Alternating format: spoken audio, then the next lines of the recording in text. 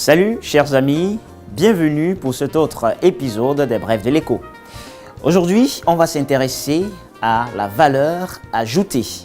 Alors, qu'est-ce que c'est que la valeur ajoutée? Eh bien, la valeur ajoutée est une notion économique qui permet de mesurer la valeur de la production réalisée au sein d'une entreprise. La valeur ajoutée sert à désigner le supplément de valeur qu'une entreprise, grâce à son activité, est capable d'apporter à un bien ou à un service provenant d'un tiers. La valeur ajoutée se présente donc comme un indicateur économique de la création de richesse d'une entreprise. Elle sert notamment de base au calcul de la TVA, taxe sur la valeur ajoutée, et à la mesure du PIB, produit intérieur brut d'un pays. Ce qui nous plonge un tout petit peu dans quelques calculs. La valeur ajoutée sert à rémunérer les acteurs de l'entreprise, c'est-à-dire ceux qui participent à son fonctionnement.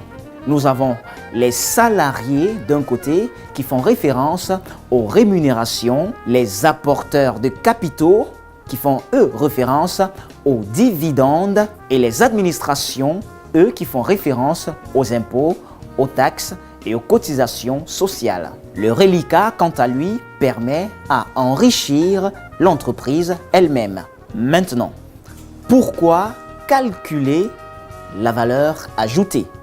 La valeur ajoutée peut être calculée par branche d'activité ou par produit. Elle permet d'identifier les lieux de création de valeur au sein d'une entreprise, c'est-à-dire par secteur d'activité ou par service de l'entreprise. La valeur ajoutée est une donnée universelle tant utilisée sur le point microéconomique, c'est-à-dire au sein de l'entreprise proprement dite, qu'au niveau macroéconomique. Elle permet de comparaison entre les entreprises d'un même secteur d'activité.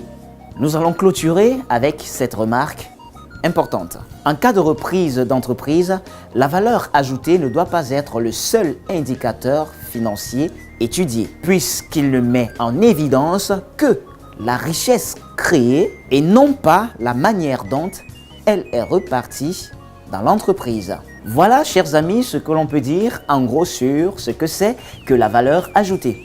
J'espère que vous avez une fois de plus été édifiés grâce aux Brèves de l'écho.